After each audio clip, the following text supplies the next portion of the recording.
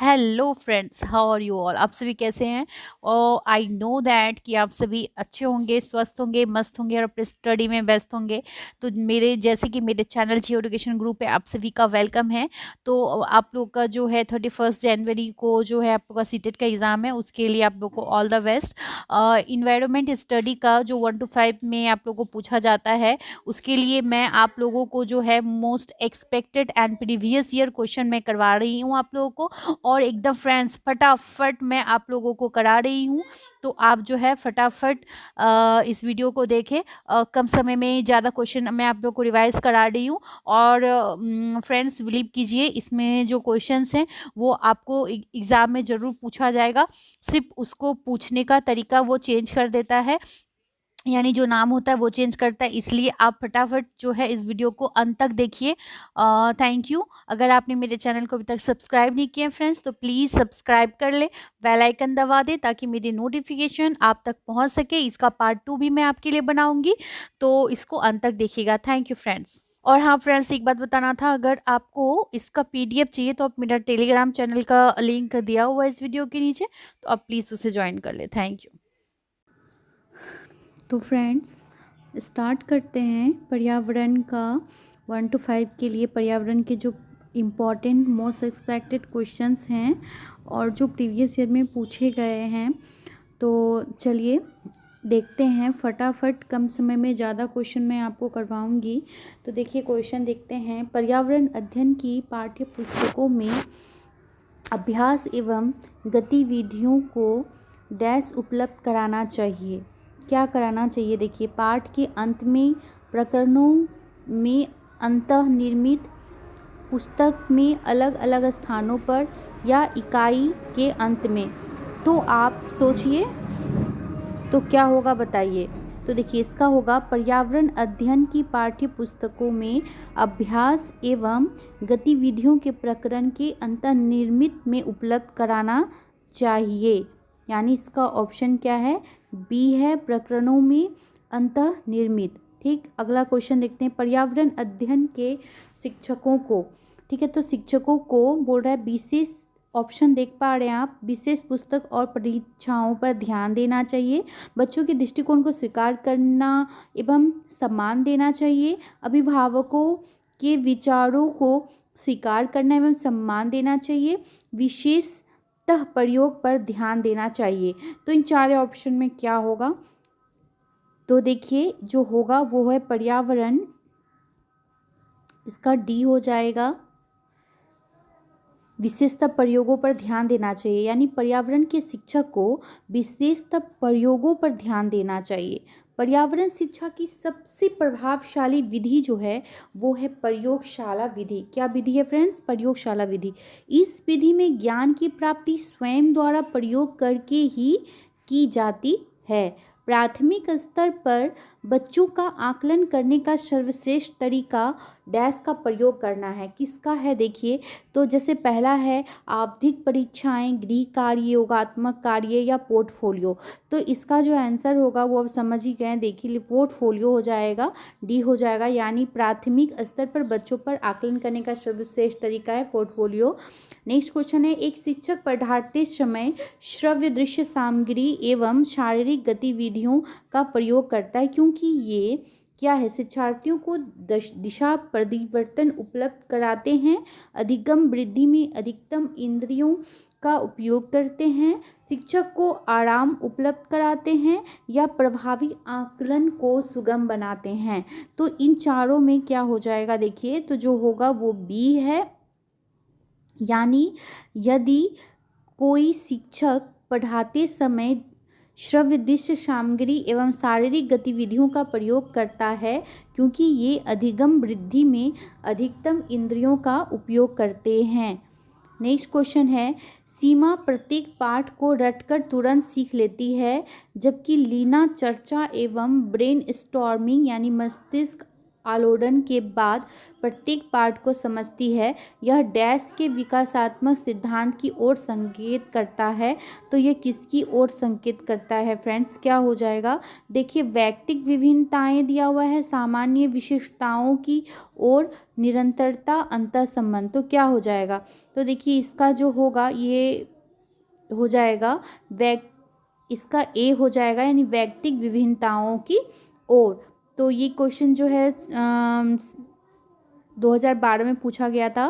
वैयक्तिक विभिन्नता से तात्पर्य है जो किसी व्यक्ति विशेष अथवा व्यक्तियों के वर्ग पर लागू है। अतः वैयक्तिक सिद्धांत के अनुसार सीमा तथा लीना के बीच जो भिन्नता है, सीमा किसी पाठ को रटकर याद कर लेती है, लेकिन लीना उस पाठ को चर्चा और ब्रेनस्टॉर्मिंग के बाद समझती है।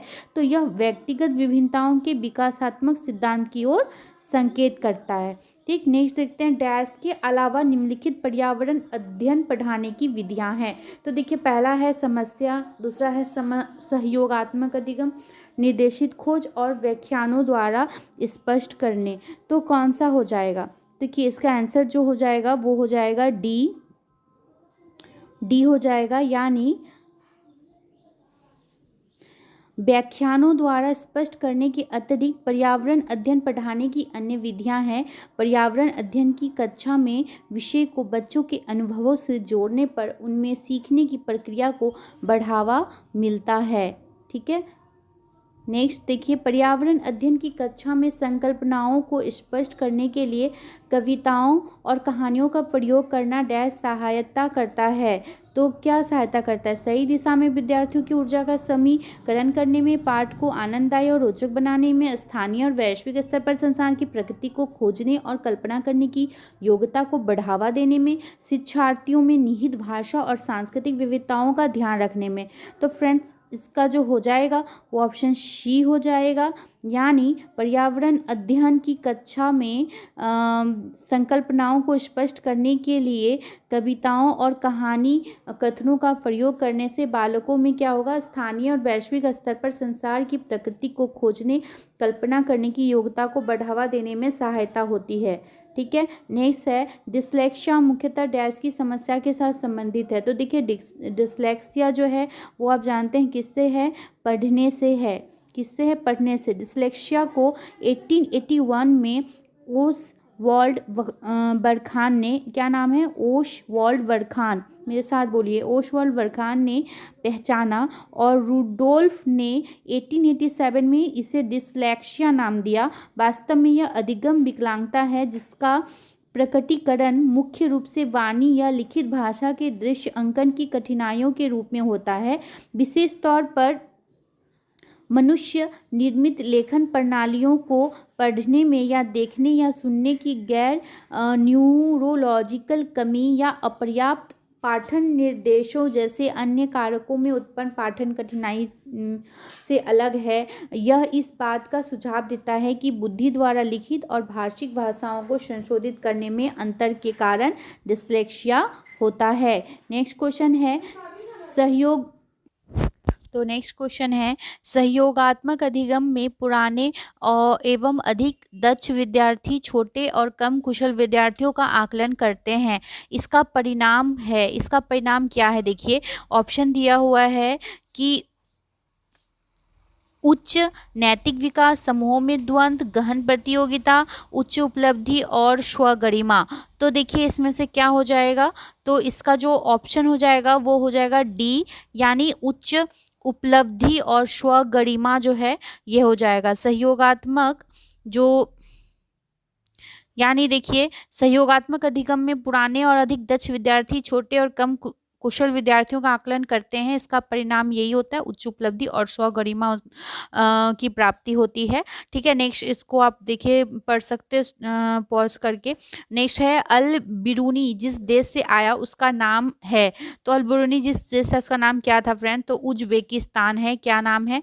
उज्बेकिस्तान। अल बिरूनी जो है उज्बेकिस्तान से आया था और इसने भारत के इतिहास पर एक किताब लिखा था जिसका नाम था तारीख़-ए-हिंद। क्या था? तो नेक्स्ट क्वेश्चन देखते हैं। नीचे देखिए, नीचे किसी एक्सप्रेस ट्रेन के मार्ग के रेलवे टाइम टेबल दिया गया है और इस प्रकार के क्वेश्चन पूछता है जो केंद्रीय विद्यालय सीटेट है। तो देख लीजिए, यहाँ पे आपको दिया रहेगा क्रमांक और स्टेशन का नाम दिया हुआ है, पहुँचने का समय, प्रस्थान का समय, दूरी और दिन। ठीक, आप देख सकते हैं यहाँ पे क्वेश्चन क्या किया है, देखते हैं। उपयुक्त सूचना के आधार पर सूरत और मडगांव के बीच की दूरी तथा ट्रेन द्वारा इस दूरी को तय करने में लगा समय पूछ रहा है आपको। तो देखिए, इसको आप किस फॉर्मूले से निकालेंगे। तो सिंपल है, दूरी निकालने के लिए आपको पहले जो है, जो सूरत का है 530 दिया हुआ है, सूरत और मडगांव का पूछा है। और मडगांव का देखिए कितना दिया हुआ है, मडगांव का आपका 1509 है। तो मडगांव से आप उसको क्या कर देंगे, सब्सट्रैक्ट कर देंगे। देखिए यहाँ पे ये इस प्रकार किया गया है, यानी इस दूरी को उसमें से सब्सट्रैक्ट कर दिए तो इतना किलोमीटर आ गया। पहुंचने में लगा समय देखिए वहाँ दिया हुआ है, ठीक है। तो इतना बजे प्रस्थान किया, इतना बजे किया पहुंचा। तो आप इसको क्या करना है, तो निकाल लीजिए घंटे में। तो 15 घंटे 15 मिनट्स हो जाएगा इस प्रकार। तो ऑप्शन डी हो जाएगा। नेक्स्ट देखते हैं, प्रयोग और प्रयोगात्मक कार्य करते समय श्यामा का निष्पादन कक्षा में सर्वश्रेष्ठ होता है। उसे बहुत सृजनात्मक शिक्षार्थी माना जाता है, इसलिए वो डैश के द्वारा संकल्पनाओं को सीखती है। अभिसारी चिंतन के द्वारा, अपसारी चिंतन के द्वारा, मॉडलिंग के द्वारा या अनुकरण के द्वारा।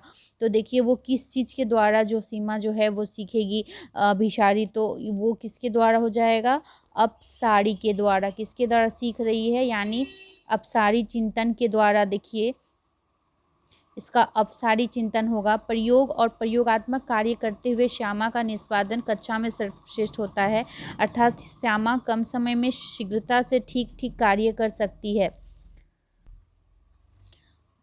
इसलिए वह अपसारी चिंतन के द्वारा संकल्पनाओं को सीखती है। यानी कम समय में अगर वो अधिक से अधिक कार्य करती है तो वो कौन सा चिंतन हो जाएगा, अपसारी चिंतन। नेक्स्ट देखिए, कक्षा में एक प्रभावी शिक्षण अधिगम प्रक्रिया होती है जब एक शिक्षक बच्चों के ज्ञान को पढ़ाई जाने वाली नई संकल्पनाओं के साथ जोड़ने में सहायता करता है। इसके पार्श्व में निहित उद्देश्य है डैश को बढ़ावा देना। तो किसको बढ़ावा देना है, देखिए व्यक्तिगत भिन्नताओं, शिक्षार्थी स्वायत्तता, पुनर्बलन, ज्ञान का संबंध, सहसंबंध और स्थानांतरण। तो क्या हो जाएगा, तो देखिए इसका जो हो जाएगा, इसका ऑप्शन डी हो जाएगा। कक्षा में एक प्रभावी शिक्षण अधिगम प्रक्रिया होती है जब शिक्षक बच्चे के ज्ञान को पढ़ाई जाने वाली नई संकल्पना के साथ जोड़ने में सहायता करता है। इसके पार्श्व में निहित क्या उद्देश्य होता है कि ज्ञान का सहसंबंध और स्थानांतरण, यानी हम इस ज्ञान का जो है स्थानांतरण करेंगे और उसके साथ संबंध जोड़ेंगे पिछले ज्ञान का और वर्तमान ज्ञान के साथ। तो यही होगा ऑप्शन। देखिए यही चीज़ कहा गया है। रोहन के विद्यालय में एक विज्ञान प्रदर्शनी का आयोजन किया गया था। इसका आयोजन एक उद्देश्य के साथ किया गया था। आपके विचार से कौन सा उद्देश्य सर्वाधिक उपयुक्त है। तो देखिए जब विद्यालय में विज्ञान प्रदर्शनी किया जा रहा है तो आप पहले सोचिए क्या सामान्य उद्देश्य होगा। शिक्षार्थियों के लिए सृजनात्मक माध्यम उपलब्ध कराना, विद्यालय का नाम प्रसिद्ध करना। ये तो ऑप्शन से पता चलता है कि गलत है, अभिभावक को संतुष्ट करने के लिए थोड़े ना करेंगे। तो ऑप्शन ए हो जाएगा। डैश के अलावा बच्चों के विकास को आकार देने वाले वातावरणीय कारकों में निम्नलिखित सभी शामिल है। तो देखिए संस्कृति, शिक्षा की गुणवत्ता, पौष्टिकता, शारीरिक गठन। तो ऑब्वियसली शारीरिक गठन ही होगा ना, क्योंकि वो विद्यालय के वातावरणीय कारक में तो वो शामिल नहीं है, ठीक है। तो नेक्स्ट क्वेश्चन देखिए, बोल रहा है कि कांसा जो है यानी ब्रॉन्ज के विषय में जिसका उपयोग गोलकुंडा के किले में मिली तोप में किया गया था, सही कथन चुनिए। कांसा या तांबा यानी कॉपर तथा जस्ता जिंक की मिश्र धातु है। कांसा, तांबा, कॉपर तथा टीन की मिश्र धातु है। कांसा, तांबा तथा प्लेटिनम की मिश्र धातु है। कांसा एक तत्व है। तो देखिए इसमें से क्या सही है, ऑप्शन बताइए। तो इसका जो हो जाएगा वो बी हो जाएगा। कांसा, तांबा यानी कॉपर तथा टीन की मिश्र धातु है, ठीक है, ये सही है। नेक्स्ट है, एक ही तरह की फसल बार बार उगाने और बहुत से रसायनों के उपयोग करने में मृदा में क्या होगा, बंजर हो जाती है, किसी विशेष फसल के लिए उपयोगी बन जाती है, सिंचाई के लिए उपयुक्त बन जाती है, ओवर बन जाती है। तो आई थिंक आप सभी जानते हैं कि एक ही फसल को अगर आप बार बार उगाएंगे तो वो बंजर बन जाएगी। नेक्स्ट क्वेश्चन है, निम्नलिखित में से लेह और लद्दाख के मकानों की विशेषता को चुनिए। तो देखिए, लेह और लद्दाख, पेड़ के तनों की बनी लकड़ी की ढालू छत होगी, निचली मंजिल में कोई खिड़की नहीं होगा, पत्थर, मिट्टी और चूने से बनी मोटी दीवार होगी या लकड़ी के फर्श होंगे। तो इसमें आपको क्या विशेषताएं चुनना है, ऑप्शन देख लीजिए आप दिया हुआ है। तो इसमें कौन सा आपको सही लग रहा है? तो देखिए फ्रेंड्स, इसका जो हो जाएगा वो ए हो जाएगा, यानी बी, सी और डी, यानी निचली मंजिल में कोई खिड़की नहीं होगी क्योंकि आप जानते हैं वहाँ बहुत ठंडक पड़ती है, पत्थर, मिट्टी और चूने से बनी मोटी दीवार होगी और लकड़ी के फर्श होंगे, ये विशेषता होगी। तरुण भारत संघ नामक समूह संबंधित है, ठीक है, विशेष रूप से सक्षम बच्चों को सिखाने में मदद करने से, स्कूलों में दोपहर का पका हुआ भोजन उपलब्ध कराने से, आर्थिक रूप से कमजोर वर्गों के बच्चों के लिए निःशुल्क कोचिंग कक्षा चलाने से या पुरानी झीलें पुनः निर्मित करने से, यानी तरुण भारत संघ नामक समूह से संबंधित है। तो क्या होगा फ्रेंड्स इसका? तो इसका ऑप्शन हो जाएगा डी, यानी पुरानी झीलें पुनः निर्मित करने से। तरुण भारत संघ यानी TVS भारत की एक ऐसी अशासकीय संस्था है जो लोगों को वन जल के संरक्षण के मुद्दों पर जागरूक बनाने का काम कर रही है। अतः तरुण भारत संघ नामक समूह पुरानी झीलें पुनः निर्मित करने से संबंधित है। नेक्स्ट क्वेश्चन है, सांपों के संदर्भ में सही कथन चुनिए। ए, हमारे देश में केवल 4 तरह के जहरीले सांप पाए जाते हैं। बी दिया है कि नाग कोबरा जहरीले सांपों का एक प्रकार है। सी है, जहरीले सांप के 4 खोखले दांत होते हैं। जब किसी व्यक्ति को काटता है तो जहर इन खोखले दांतों से उसके शरीर में चला जाता है। डी है, सांप के कांटे की दीवार सांप के जहर से ही बनाई जाती है। तो देखिए इसमें से आपको क्या बोल रहा है, सांपों के सही कथन को चुनाव करना है। तो यहाँ देखिए दिया हुआ है आपको, इनमें से कौन सा सही है। तो इसका जो ऑप्शन हो जाएगा वो सी हो जाएगा, यानी बी, ए और सी, यानी नाग कोबरा जहरीले सांपों का एक प्रकार है, ये सही है। ठीक है, किसी जहरीले सांप के 4 खोखले दांत होते हैं। जब सांप किसी व्यक्ति को काटता है तो जहर इन खोखले दांतों से उसके शरीर में चला जाता है, ये भी सही है। और ये जो डी है, सांप के कांटे की दवाई सांप के जहर से ही बनाई जाती है। तो ये जो ऑप्शन है ये क्या है आपका, ये आपका गलत है। हमारे देश में केवल 4 तरह के जहरीले सांप पाए जाते हैं, ये भी सही है। ठीक है, नेक्स्ट देख लेते हैं। निम्नलिखित में से पेट्रोलियम के सही अभिलक्षण चुनिए। तो देखिए पेट्रोलियम का सही अभिलक्षण चुनना है।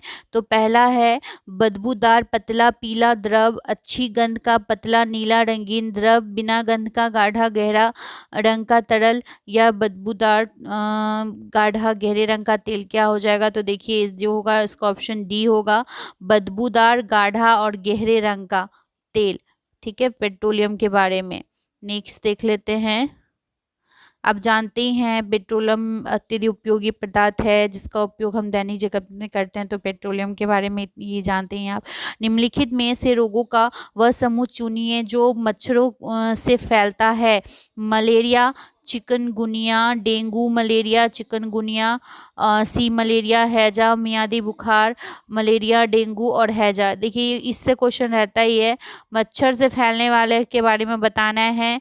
तो इसका जो हो जाएगा वो क्या हो जाएगा? बी होगा, डेंगू मलेरिया और चिकनगुनिया। ये सब क्या है आपका? मच्छरों के काटने से डेंगू मलेरिया और मच्छर जैसे होता है। जैसे देखिए मच्छरों से फैलने वाले रोग, ठीक है, रोग डेंगू मलेरिया चिकनगुनिया एक उष्णकटिबंधीय रोग है जो एंडीज मच्छरों के काटने से होता है। मलेरिया एक वाहक जनित संक्रामक रोग है जो प्रोटोजोआ परजीवी द्वारा फैलती है। और चिकनगुनिया जो है, ये चिकनगुनिया लंबे समय तक चलने वाला जोड़ों के दर्द वाला रोग है। इस रोग का उग्र चरण तो मात्र 2 से 5 दिन के लिए चलता है, लेकिन जोड़ों का दर्द लंबे समय तक चलता है। यह एडिस मच्छर के काटने से होता है। इसीलिए हम लोग को कहते हैं कि स्वच्छ रहिए और जो अपने आसपास के वातावरण को साफ रखिए।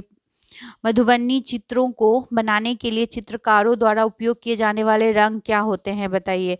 तो जैसे ऑप्शन में देखिए दिया हुआ है, अति उत्तम गुणवत्ता के फाइबर पेंट, सोने चांदी को घोलकर बनाए गए पेंट, पीसे हुए चावल के रंगीन घोल या विशेष प्रकार के बने पोस्टर रंग। तो देखिए मधुबनी चित्रों को बनाने के लिए जो है पीसे हुए चावल के रंगीन घोल बनाए जाते हैं, ठीक है, वही उसकी विशेषता है। मधुबनी चित्रकला जो है मिथिलांचल क्षेत्र जैसे बिहार के दरभंगा, मधुबनी और नेपाल के कुछ क्षेत्रों में प्रमुख चित्रकला है। इसके रंगों को बनाने के लिए घरेलू चीज जैसे हल्दी, केले के पत्ते, पीपल के छाल, पिसे हुए चावल आदि आवश्यकता पड़ती है। अब देखिए एक पब्लिक स्कूल में प्रत्येक कक्षा में लगभग 2 से 3 बच्चे आवश्यकता वाले हैं। कुछ बच्चों के शारीरिक और मानसिक रूप से विकलांग यानी बाधित है। ये बच्चे अन्य बच्चों के साथ उसी कक्षा में एक साथ पढ़ते हैं। उपयुक्त पब्लिक स्कूल इनमें से किसका अनुपालन करता है? समावेशी शिक्षा का, समवयस्क शिक्षा का, प्रति परक या सतत एवं व्यापक मूल्यांकन का? तो देखिए ऑप्शन में पहले ही है, ये क्या होगा, यानी स्कूल, ये जो पब्लिक स्कूल है ये किसका अनुपालन कर लिए? समावेशी शिक्षा का। तो अब जानते हैं समावेशी में सभी के लिए समान अधिकार है, सभी बच्चे समान होते हैं, ठीक है। घर्षण के विषय में चर्चा करते समय एक शिक्षिका ने इस संकल्पना की व्याख्या करते हुए बहुत से उदाहरण दिए। इनमें से कुछ ऐसे उदाहरण जिनमें घर्षण हमारे दैनिक जीवन में उपयोगी है, उस शिक्षिका ने कक्षा में दिए, जो नीचे दिए गए हैं। देखिए हम पेन की नोक और कागज के बीच घर्षण होने के कारण ही लिख पाते हैं। हम फर्श पर हमारे पैरों और फर्श के बीच घर्षण के कारण चल पाते हैं। ऊर्ध्वाधर ऊपर फेंकी गई कोई गेंद घर्षण के कारण ही हमारे पास वापस लौटती है और घर्षण के कारण ही हम किसी गतिशील वाहन को ब्रेक लगाकर रोकते हैं, ठीक है। तो देखिए इसमें से आपको क्या बोल रहा है, तो इसका क्या हो जाएगा? तो इसका जो होगा वो होगा DAB, है ना, DAB।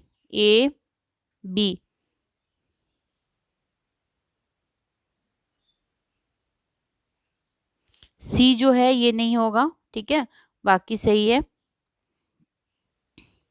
एक पश्मीना शॉल लगभग डैश साधारण स्वेटरों के बराबर गर्म होती है तथा एक साधारण पश्मीना शॉल को बुनने हेतु डैश घंटों का समय लगता है। तो देखिए ये क्वेश्चन भी काफ़ी इम्पोर्टेंट है। एक पश्मीना शॉल जो होती है लगभग 10 साधारण स्वेटरों के बराबर होती है, कितना? 10। और पश्मीना शॉल को बुनने हेतु 200 घंटों का समय लगता है, ठीक है। नेक्स्ट क्वेश्चन है, सरिता को की शिक्षिका उसे विभिन्न सामूहिक गतिविधियों में शामिल रखती है, जैसे समूह परियोजना आदि। उसकी शिक्षिका सीखने के किस आयाम का अनुगमन कर रही है? भाषा निर्देशित सीखना, प्रतियोगिता आधारित सीखना, सामाजिक गतिविधि के रूप में सीखना या मनोरंजन द्वारा सीखना? तो देखिए उसकी शिक्षिका जो है सामाजिक गतिविधि के रूप में सीखना का अनुगमन कर रही है, ठीक है। नेक्स्ट देखिए, जैसे कि देखिए शिक्षिका जो है सामूहिक गतिविधि में शामिल रखती है, जैसे समूह चर्चा, समूह परियोजना। तो उसकी शिक्षिका सीखने के सामाजिक गतिविधि के रूप में सीखने का आयाम का अनुकरण कर रही है। नेफेतीन्स एक ऐसा पौधा है जो मेढकों, कीड़े मकोड़ों और चूहे जैसे छोटे जीवों को अपने अंदर फांस कर खा जाता है और हमारे देश में यह पौधा पाया जाता है। यानी नेफेतीन्स जो है ये एक पौधा है और जो कीड़े मकोड़ों को खाता है। तो ये कहाँ पाया जाता है? मेघालय में, असम में, ओडिशा में, अरुणाचल प्रदेश में। तो देखिए ये जो पाई जाती है मेघालय में पाई जाती है। कहाँ पाई जाती है? मेघालय। नेफेथिन्स एक ऐसा उसे चुनिए जो अन्यों से भिन्न है। पैराफिन, मोम, ग्रीस, कोयला, पेट्रोलियम। तो देखिए इसमें अलग कौन सा है? कोयला अलग है, ठीक है। बाकी जो है पैराफिन, मोम, ग्रीस, पेट्रोलियम के उत्पादक है ना। बिहार के गांवों में बहुत से किसान अतिरिक्त धन कमाने के लिए मधुमक्खी पालन करके शहद एकत्रित करने का कार्य करते हैं। मधुमक्खी पालन शुरू करने का सबसे अच्छा समय कौन सा होता है? तो देखिए अक्टूबर से दिसंबर जो होता है वो सबसे अच्छा होता है। बिहार के जो गाँवों में बहुत से किसान अतिरिक्त धन कमाने के लिए मधुमक्खी पालन करके शहद एकत्रित करने का अच्छा काम करते हैं। तो फ्रेंड्स उम्मीद करती हूँ कि आपको अच्छा लगा होगा। अगर आपको अच्छा लगा है तो प्लीज़ आप लाइक, शेयर एंड सब्सक्राइब कर दे, बेल आइकन दबा दे। Thank you friends.